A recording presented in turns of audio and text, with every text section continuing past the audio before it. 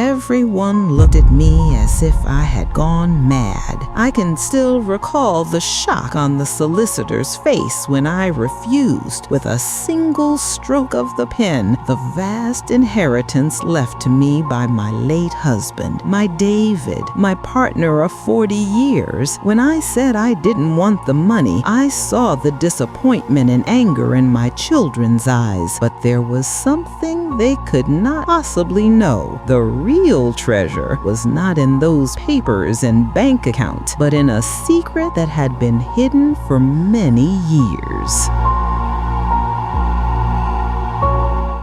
This house, where everything began, was a palace to me, no matter how humble it looked from the outside. Every crack in its walls carried the whispers of my youth, my hopes, and the memories I had shared with my husband, my David. In this little home, our own small kingdom, we lived with a love far richer than any fortune. David, my late husband, had farmed the land passed down from his father, earning every penny with the sweat of his brow. He was a quiet man, but with a heart so full of love that sometimes, with just one glance, it felt as though he was reciting pieces of poetry to me. Our youth was like a fairy tale, blossoming despite hardship because of the unshakable trust we placed in each other. Back then, we knew happiness wasn't found in grand houses or expensive possessions, but in a warm bowl of soup waiting after a long day, and in the peace of a loving smile. Every seed we planted, every sapling we nurtured, was a sign of the strong family bonds we were building, the greatest inheritance we could ever pass on to our children. The years flowed by like water, and our little home grew into a mighty oak, filled with the laughter of our children, and later, our grandchildren. David and I, sitting together in the shade of that great tree, with its roots deep in the soil, believed with all our hearts that this was life's truest wealth.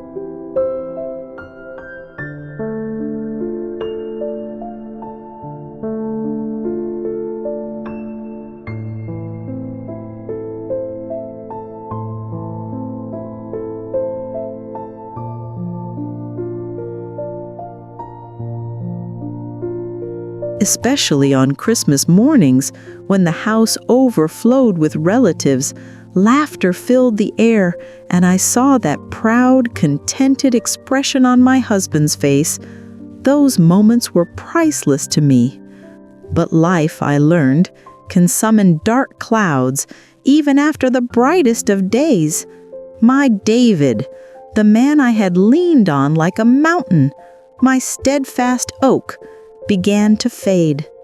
One winter morning, he collapsed into bed, and when the doctors gave their cruel diagnosis, I realized with unbearable pain how deep the shadow over our world had grown. In the early days of his illness, the devotion of my children gave me comfort. Their genuine concern, their refusal to leave their father's side even for a moment, reassured me that the family we had built with such care would withstand even the fiercest storm, and that together we would see this ordeal through.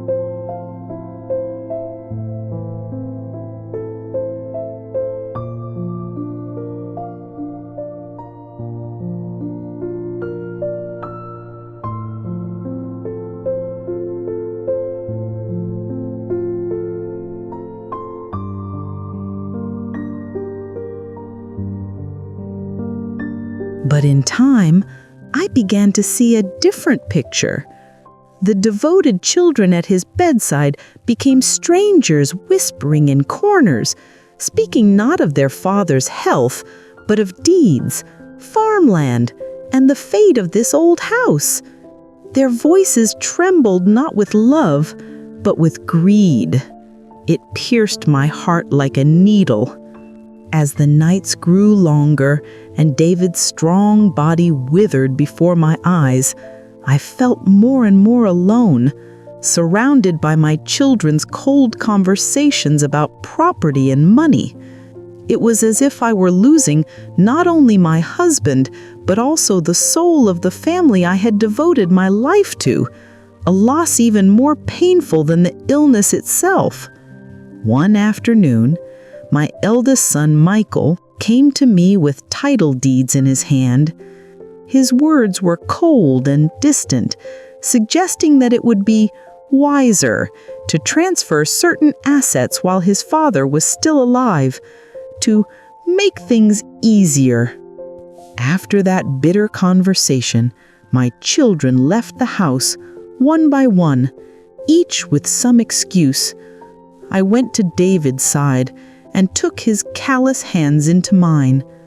As if he had overheard everything without a single word, he opened his eyes and looked at me. In that one look, I saw his grief for what was happening, his endless love for me, and a silent comfort that seemed to whisper, "Do not be sad. I know everything."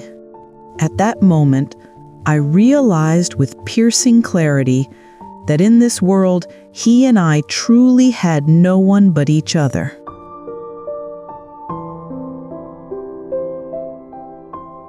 A few nights after that fateful day, in the stillness where only our breathing filled the room, my David summoned the strength to open his eyes.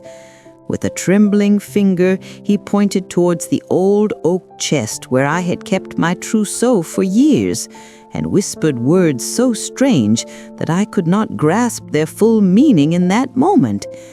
Yet, in the depths of my soul, I felt that behind those words lay a legacy far greater than money, an inheritance of responsibility that would change my life forever. And when the inevitable came, in the quiet hours before dawn, I felt his soul slip away from his tired body.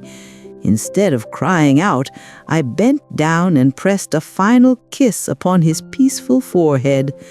I wanted him to leave this world not surrounded by the false tears of his children.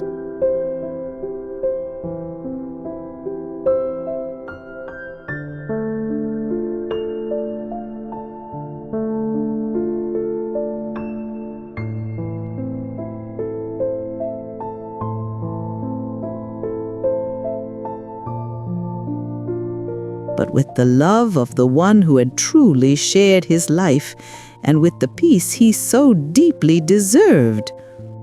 During the funeral and in the days of mourning that followed, I watched the theater of feigned sorrow unfold around me. Even at their father's grave, my children's impatience betrayed them. They longed to hurry home and discuss the real matter. And in that moment, I understood. They were not burying their father, but the future they thought he would hand to them. Exactly 2 weeks after David's passing, the solicitor arrived, his heavy leather case in hand, and stepped into our house. The air grew thick enough to cut, charged with the restrained anticipation of those who were desperate for what was to come. The solicitor began to read aloud. His voice was cold and formal, though the words on the page brimmed with love, David's tender messages to me and to his family.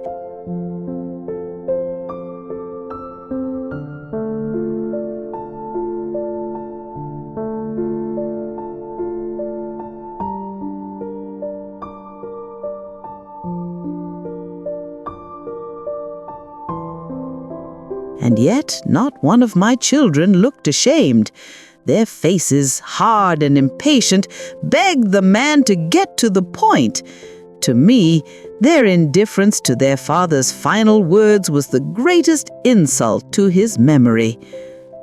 But when the solicitor spoke of accounts no one had known of and of the valuable lands David had secretly invested in, the masks of mourning slipped away entirely.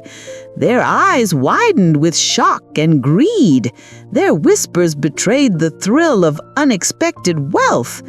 They were no longer grieving children, but strangers intoxicated by fortune. Finally, the solicitor spoke the words that silenced the room, that David had named me, his wife of 50 years, as the sole heir to everything.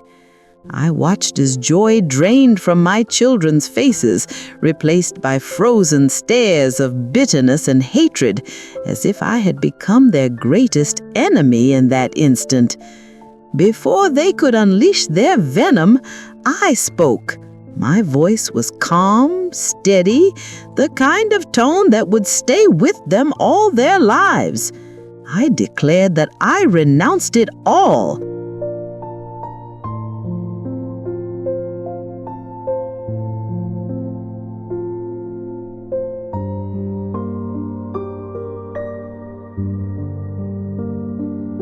The fields, the money, the house, every piece of the inheritance for which they had been willing to trample over their father's memory. The silence that followed was not of anger, but of sheer disbelief and horror.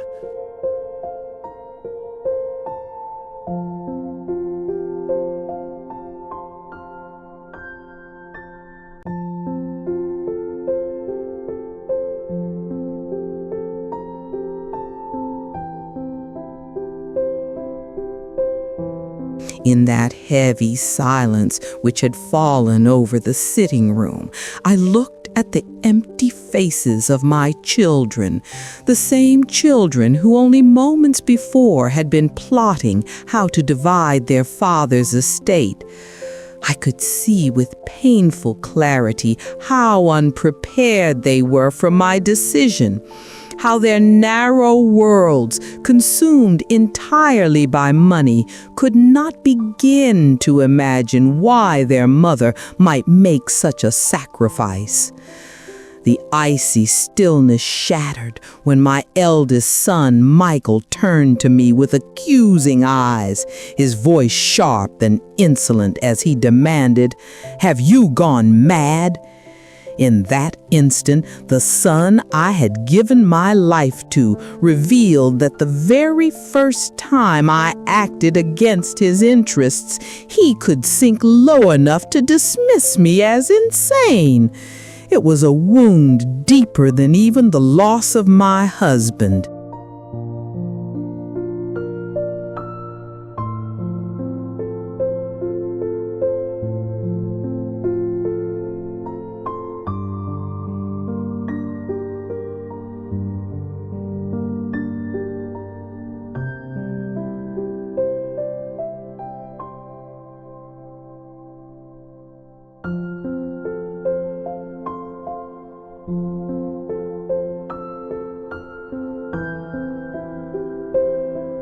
Michael's outburst ignited the room.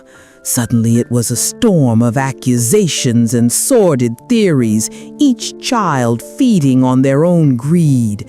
One muttered about secret debts. Another claimed my mind was slipping. Another suggested some sinister scheme to deprive them of their rightful share. Not one of them stopped to wonder, why is our mother in such pain? Their blindness was the darkest proof of how far their souls had strayed. And in the midst of this chorus of ugly voices, the only calm and rational presence was the solicitor, Mr. Martin. With respectful courtesy, he asked me to reconsider, not because he doubted my sanity, but because he sought to understand whether my decision came from a passing fury or from the deep wound inflicted by my children's cruelty. I rose to my feet, unshaken by their chaos. Without a single explanation to those who no longer deserved one, I turned to the solicitor and confirmed that my decision was final. Then I left the room. Behind me, I abandoned not only a crowd of greedy strangers, but also the ruins of the family portrait I had once believed I had built with love. I knew then my path would be mine alone. In the days that followed, our home became a prison of invisible ice. My children, unwilling to leave, lingered like wardens guarding the fortune they longed for. They would not speak to me, only glared with hard, accusing faces, as if their silent war might break my resolve. It was my daughter, Emily, who finally broke the silence, not with kindness, but with false tears.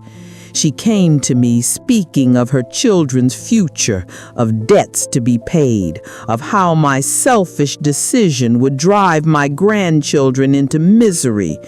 In that moment, I saw how far she had fallen, willing to weaponize a mother's mercy for the sake of her own greed.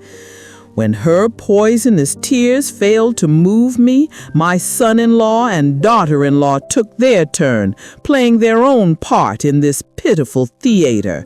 They showered me with hollow compliments, feigning concern for my health, pretending to treat me like some cherished elder, but their intentions were as transparent as glass. They thought their counterfeit affection could sway me. When the flattery too collapsed, Michael revealed his true self. One evening in the corridor, he blocked my way and threatened to drag me to court to have me declared senile unless I surrendered. At that moment, I understood. To them, I was no longer a mother, no longer someone to be respected.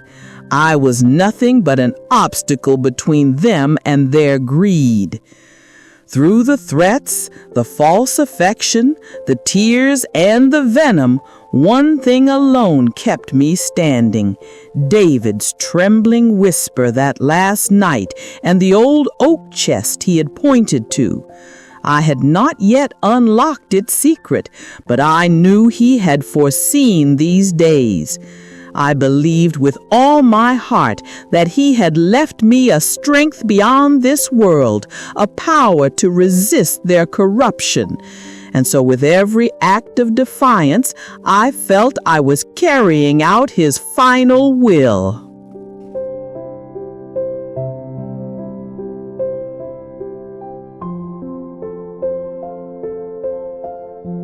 That night, as the ugly threats and false faces of my children replayed in my mind, I still did not fully understand why David had pointed me towards the oak chest. Yet one thing was clear. He expected only this from me: to protect his memory, to uphold the true values of the family we had built, and to stop waiting like a victim in the shadows. He wanted me to take the reins of this house once more.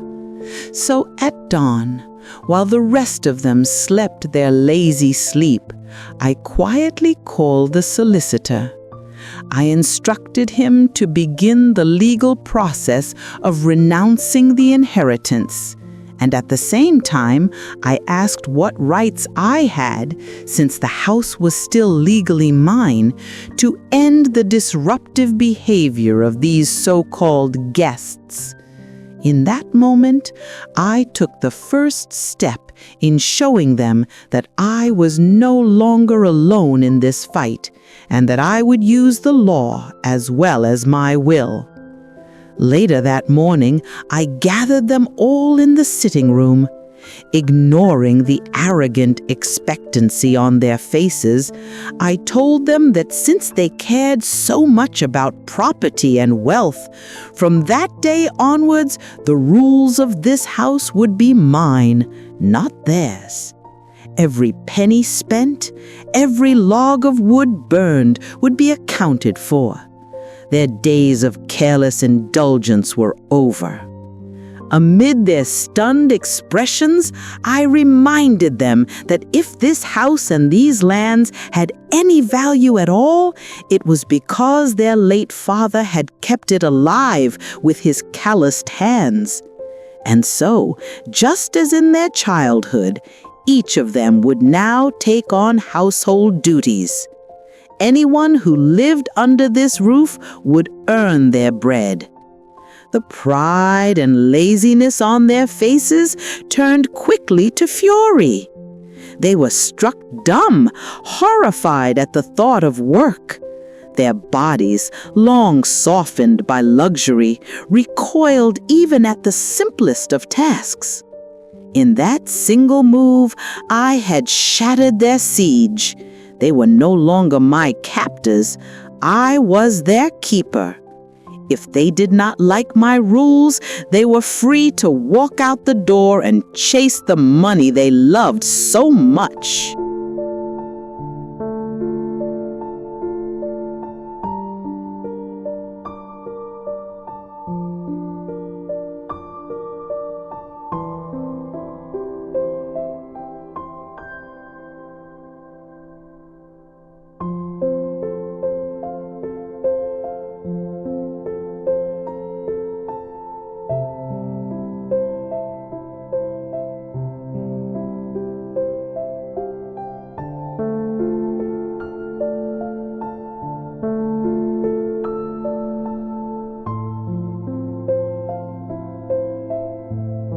The next day, they attempted their tasks. It was almost comical to watch these grown men and women who had never learned the meaning of sweat, fumbling through simple chores as if they had been sentenced to hard labor in some prison. Their every movement dripped with reluctance and complaint. When they realized there was no escape, they turned to excuses. My daughter, Emily, suddenly suffered headaches when it was her turn to cook. My son, who had once been taught by his father to mend things with pride, pretended he had never held a tool in his life, dishonoring even his father's memory. The most defiant of all was my daughter-in-law, Helen. One evening, she deliberately burnt the supper, setting the blackened pot before me as if to say, "This is what happens if you force me to work." But instead of matching her childish defiance, I calmly handed her a brush and told her to scrub it clean. In that moment, I showed her and all of them that in this house, mistakes carried consequences, and no one's carelessness would be overlooked. The most revealing outcome of this new order was how quickly they turned on each other. The alliance that had once united them against me began to crumble. From every corner of the house rose arguments over whose turn it was, who had done more, who had shirked their duties. Their selfish quarrels exposed what I had long suspected, that their unity had never been love, only greed. Though their endless complaints exhausted me, when night came and each retreated to their corners, I understood the necessity of the chaos I had unleashed. By tearing them from their selfish ease and forcing them to taste responsibility, I was unknowingly preparing them for the next stage of David's mysterious legacy.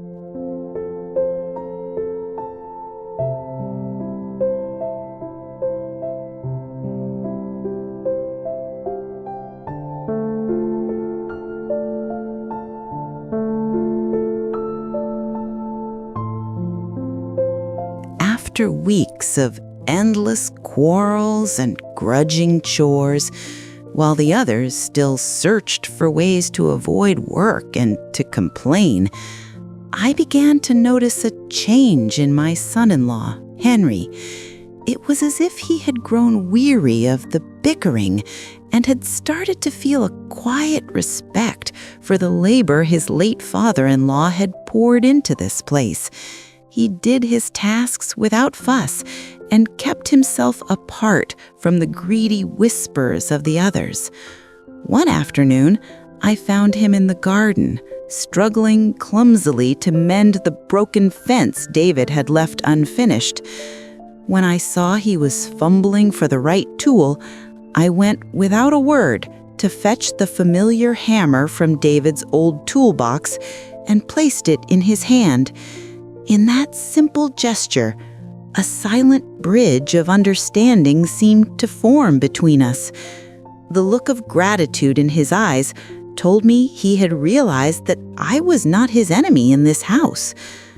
That evening, while the rest sat idly in front of the television, Henry came quietly into the kitchen. In the dim light, his voice carried a shy, genuine remorse as he apologized, not just for himself, but for the whole family's disrespect and cruelty. For the first time in weeks, something warm stirred in my heart. It was a small flower of hope, for his words were the first sincere and humane ones I had heard from any of them. But that fragile seed had no chance to grow. My daughter-in-law, Helen, spying from the doorway like a serpent, twisted what she saw into poison. She rushed to the others and declared that Henry had betrayed them, that he was siding with me to seize the inheritance for himself. Her venom turned the quiet spark of decency into yet another battle. At supper that night, Henry was shunned, treated like a leper by his own family, his wife included, all because, for a moment, he had listened to his conscience. I watched with anguish as greed not only blackened their souls, but crushed even the faintest shoot of goodness that tried to grow among them. From then on, Henry's life in this house became an ordeal. His every action was twisted into betrayal. His wife treated him as an enemy, and for the simple crime of listening to his conscience, he was exiled within his own home. He no longer belonged with the greedy crowd, yet he had not fully found his place beside me either. He was a soul caught between two worlds. One night, as I passed their room, I heard my own daughter hurling insults at him, accusing him of ruining his family's future, simply because he had chosen to act with honesty and honor. In that moment, I understood that her hunger for wealth had blinded her not only to her conscience, but to the man she had vowed to love. The next morning, Henry came to me with a small suitcase in hand. His voice was weary but firm as he said he would rather leave this house than be part of such dishonor. He told me he respected whatever decision I made and wanted no part in the disgraceful game the others were playing. I saw then that his choice was not weakness, but a noble form of resistance, the stance of the only one who could stand tall in the mire. I looked at him with a warmth I had not shown anyone in years, and I told him that the doors of this house would always remain open to those who respected David's memory, that people of conscience like him had a place here, and that if David were alive to see this day, he would feel pride not in his children, but in a son-in-law like Henry.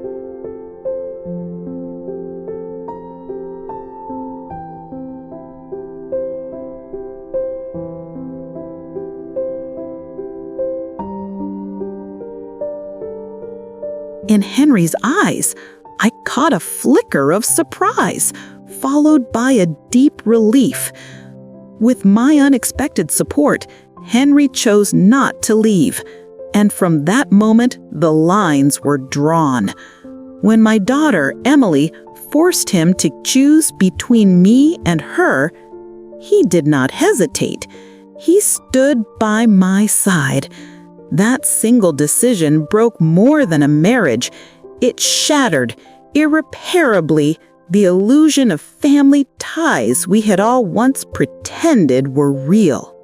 From that day on, under the same roof where once, even if falsely, there had been a show of unity, two hostile camps now lived in silence.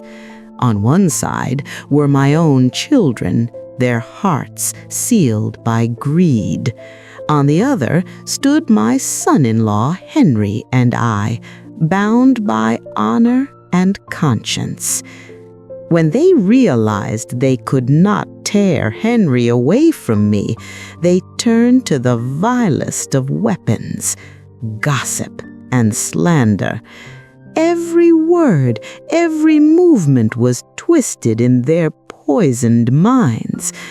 With their whispered insinuations, loud enough for me to hear, they tried to stain not only my honor, but Henry's as well, thinking they could break us with their cruelty.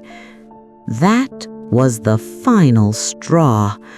To see them descend so low to smear the two of us who had only sought to preserve David's memory, this was proof enough that they no longer deserved a single share of the inheritance. I knew then it was time to reveal the last secret my husband had entrusted to me, to open his hidden testament and bring this charade to its end. I went out into the garden where Henry was working the soil and told him that I needed more than his strength. I needed his spirit, his witness. I asked him to stand beside me with his clear conscience as I brought my husband's secret into the light. The unwavering trust and respect in his eyes told me I had chosen rightly. And so, together, we carried the heavy, dust-covered chest from my room into the sitting room. Before the eyes of the three who sat waiting like a tribunal, their gazes sharp with curiosity and greed, we set it down. In that instant, every whisper died, for they knew that when the lid opened, not only would David's secret be revealed, but so too the fate of us all.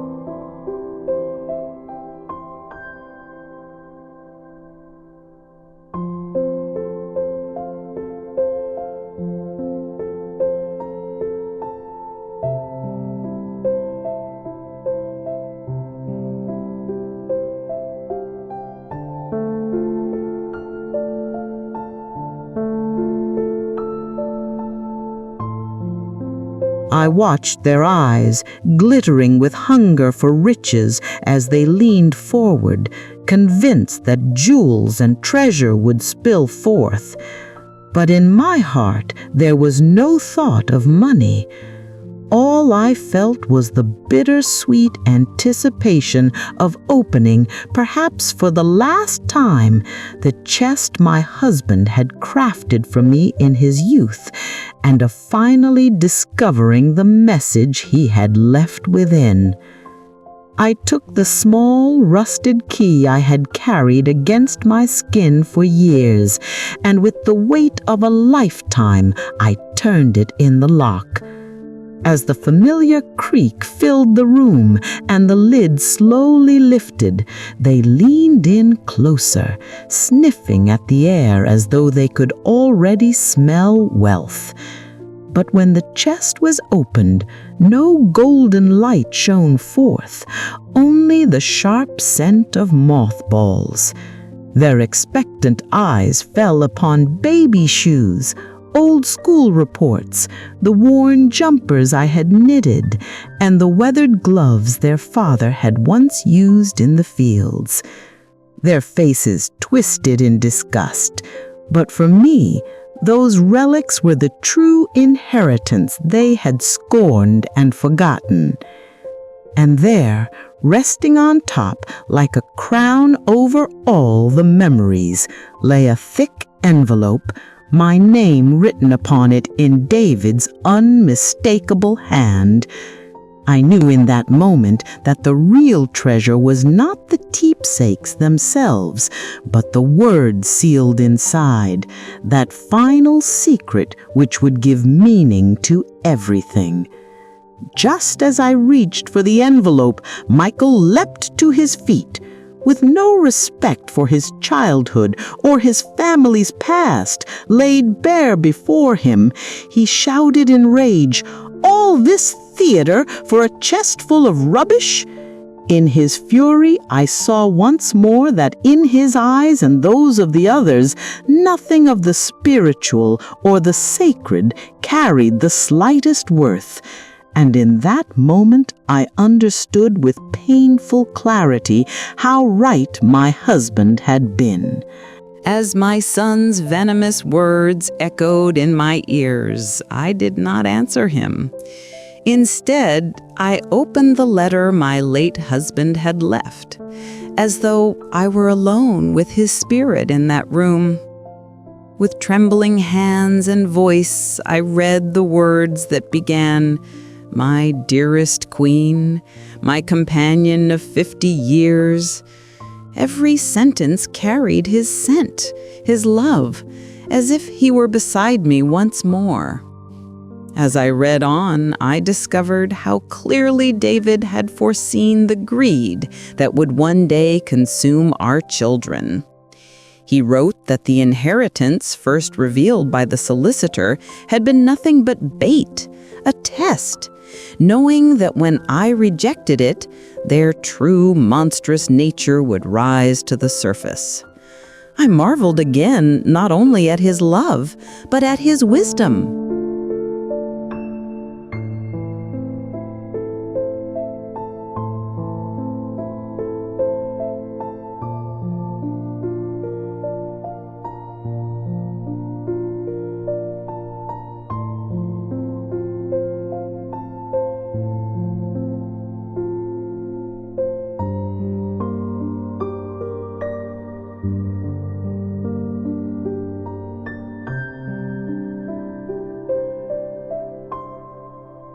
Then came the revelation. Long ago, when no one valued those barren lands, David had quietly sold them and invested the money wisely.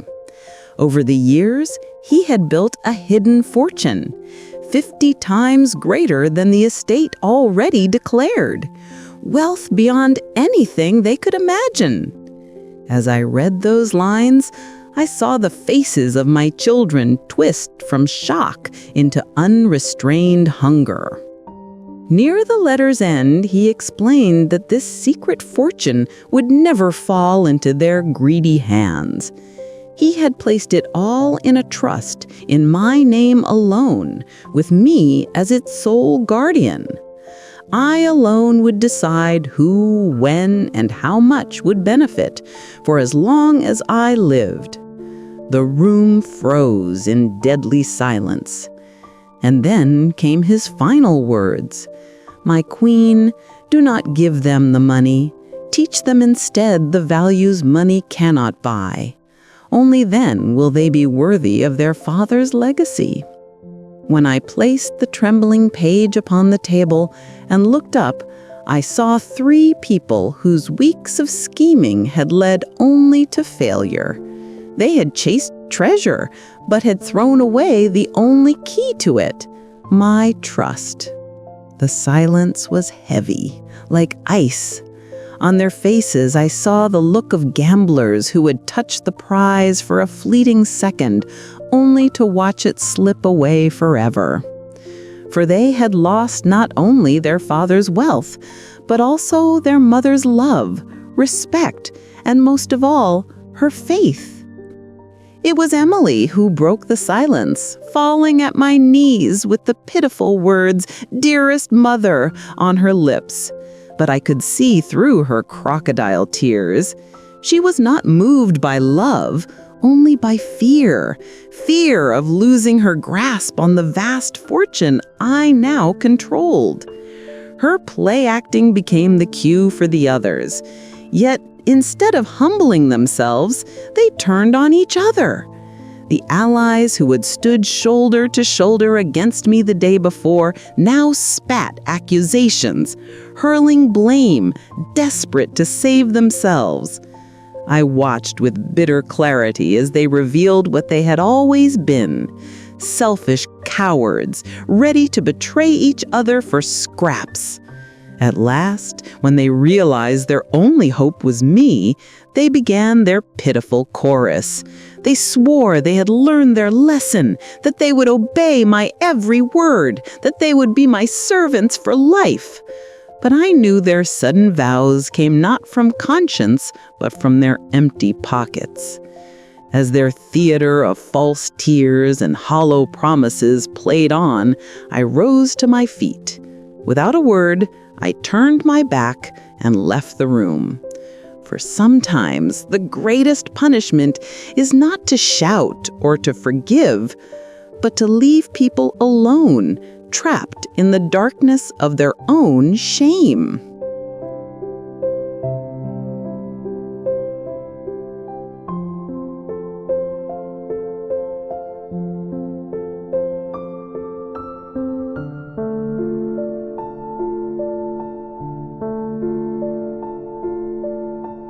The days that followed that great confrontation were filled with a silence I had never known before.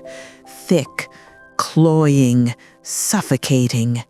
My children, who had treated me as their enemy only yesterday, now hovered about me with false admiration. Every step, every breath of mine praised as though I were some monarch.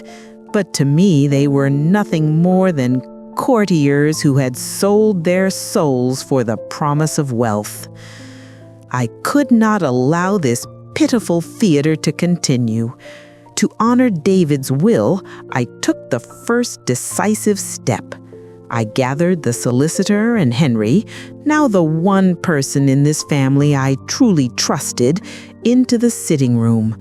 While my children burned with curiosity outside the door, I reminded them once again where the true power lay. At that meeting, I declared that the trust bearing David's name would not serve their fantasies of luxury.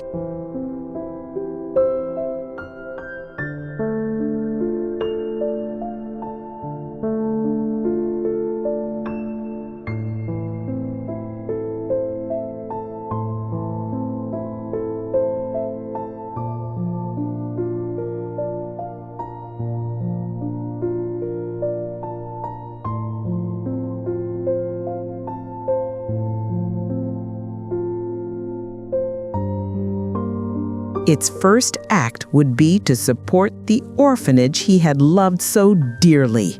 The first great portion of his hidden fortune would go not to their pleasures, but to the future of children they had never met. And from the doorway, I saw the bitter disappointment and rage flicker across their faces. That evening, I placed in each of their hands a small sum of money and a key. I told them they must leave the safety of this house and learn to fend for themselves. From now on, they would discover the meaning of sweat, of labor, of survival. Their shock was complete, their pride and vanity stripped bare. As I closed the door behind them, what I felt was not the triumph of a general, but the sorrow of a mother sending their children into the harshest battle of their lives. Yet I knew this was the true inheritance David had left them, not money, but the final chance to rebuild their character, to learn what cannot be bought. A year passed, 4 long seasons, and at last our home knew peace again. no longer poisoned by whispers of greed. Its walls held only the quiet fruitfulness of the earth and the gentle satisfaction of the good works we carried out through the trust in David's memory.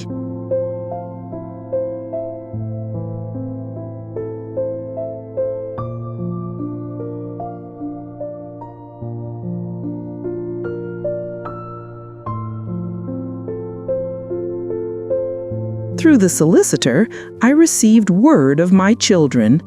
My eldest, Michael, and his wife had squandered what I gave them, living lavishly as though the money would never end. He failed at every venture, too proud to humble himself, while his wife, softened by luxury, quarreled with him constantly. From Emily, the news was softer. For her children's sake, she set aside her spoiled ways, took modest work, learned to live carefully. Once, the solicitor told me she chose to buy a small gift for her child instead of the expensive dress she longed for in a shop window. It was the first time she had shown the holy strength of a mother's sacrifice. And then came the bitter end for my eldest. When the last of his money was gone and he was evicted from his flat, Helen abandoned him without hesitation.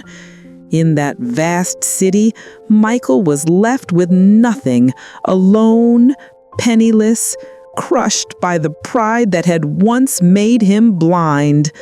My heart ached as a mother's must. Yet I knew that sometimes, for a man to be reborn, he must first be broken entirely. When these tidings reached me, I neither rejoiced at my son's misery nor gloried in my daughter's small steps. I only waited. For David had taught me one truth above all others. Real change cannot be forced nor bought. It comes only when a soul has sunk to its deepest darkness and chooses, at last, to rise by the light of its own conscience.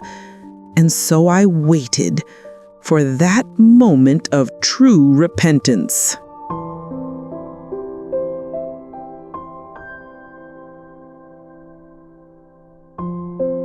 Months had passed since the bitter news of my son, and I had all but lost hope of ever hearing from them again. Then one morning, among the post, I saw an ordinary envelope, my name written in the childish hand of my daughter. In that moment, I understood. The greatest messages do not arrive in gilded packages, but in the simplest, most unexpected forms. With trembling hands, I opened the letter. Between the lines, I did not find the old Emily begging for money or help, but a new woman, one who had learned the meaning of labor, who had struggled to stand on her own feet, and who now, for the first time, asked forgiveness not out of self-interest, but from a genuine shame that rose from the depths of her soul.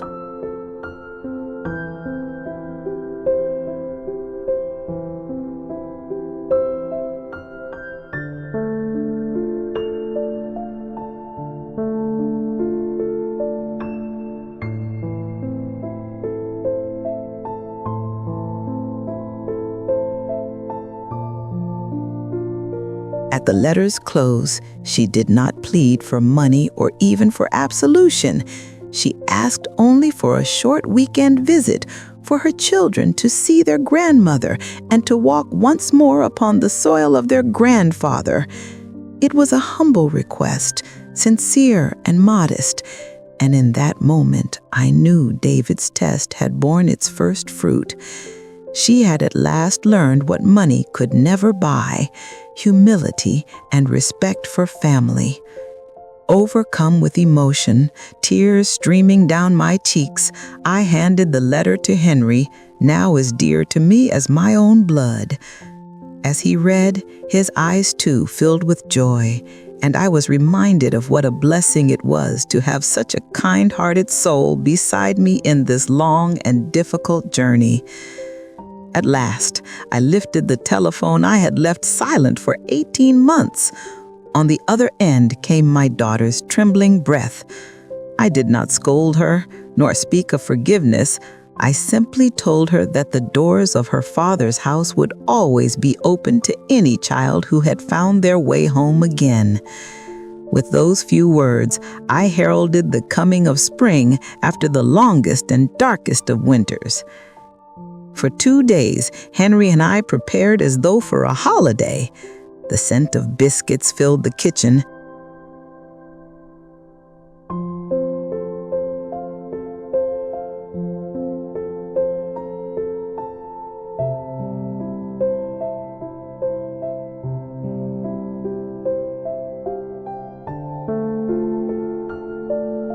The sound of hammering echoed from the garden, and my heart fluttered with a sweet anticipation.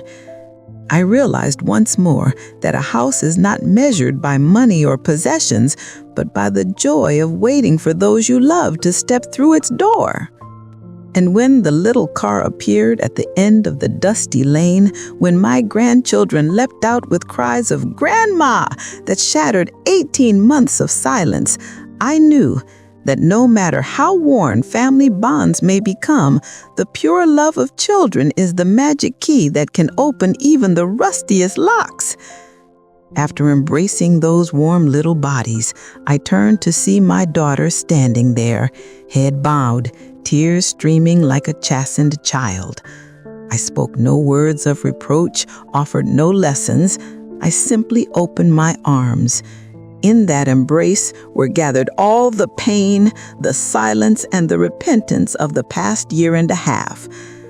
Throughout that weekend, she no longer behaved as a guest, but as part of the home again, sharing the kitchen with me, confiding her heart, and finally admitting the wound that tormented her most, the injustice she had shown to her brother, and the deep remorse she felt at his downfall. It was the clearest sign that she had returned not only to her family, but to her conscience.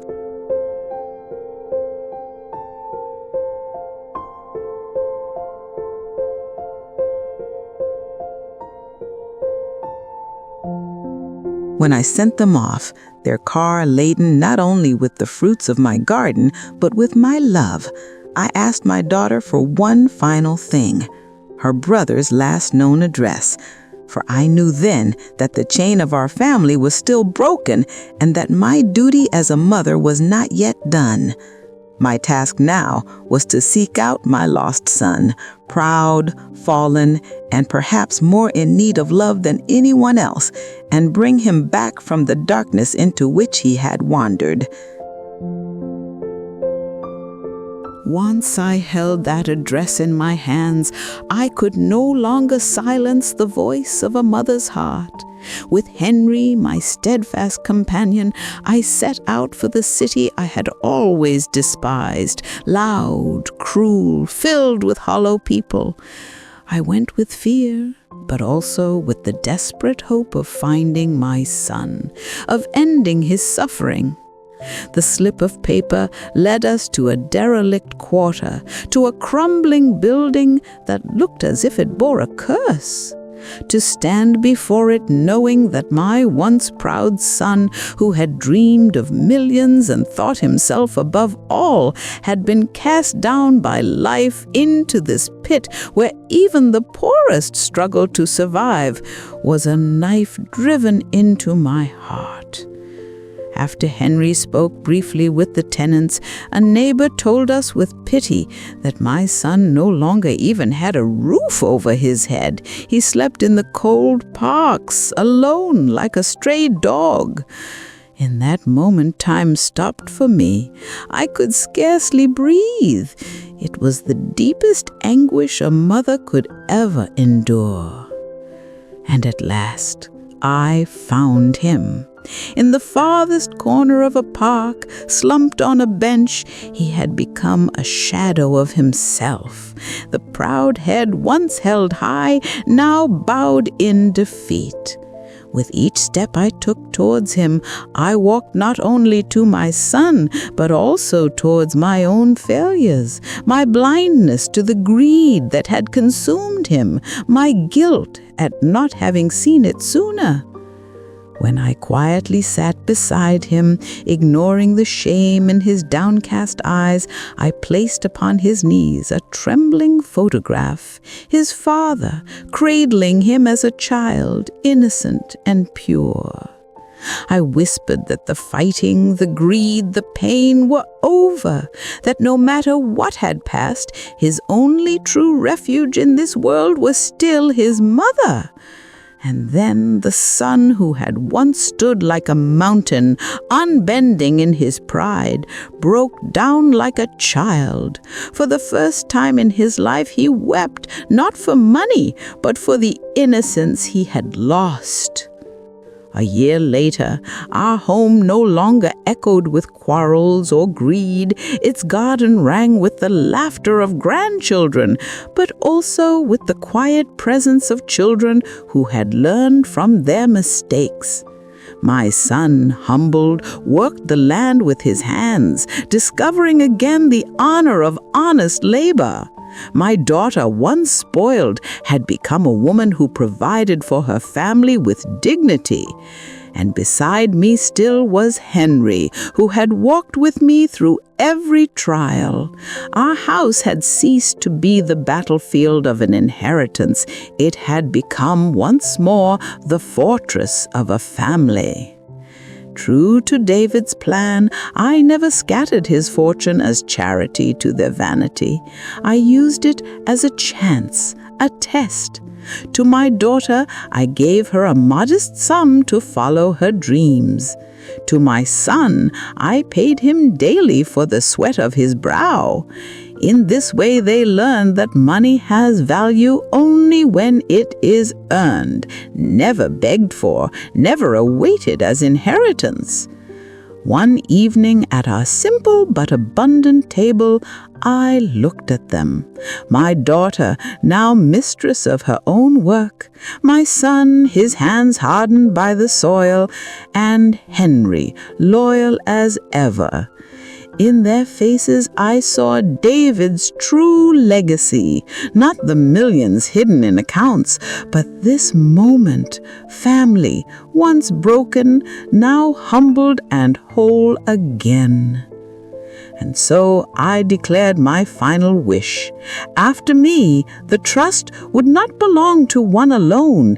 It would belong to all of them equally, not for their gain, but for the good of others as their father had intended. Their inheritance was not money, but the chance to rebuild trust between them. Now, as I watch the sun sink in crimson light, I see my children returning from the fields, weary yet proud, while my grandchildren race across the garden. In my hands I hold the one treasure from that chest, David's smiling face. And I know true wealth is not in numbers written in banks, but in the warm home that awaits you at day's end, in the family that forgives your failings, and in the good name that carries on doing kindness long after you are gone.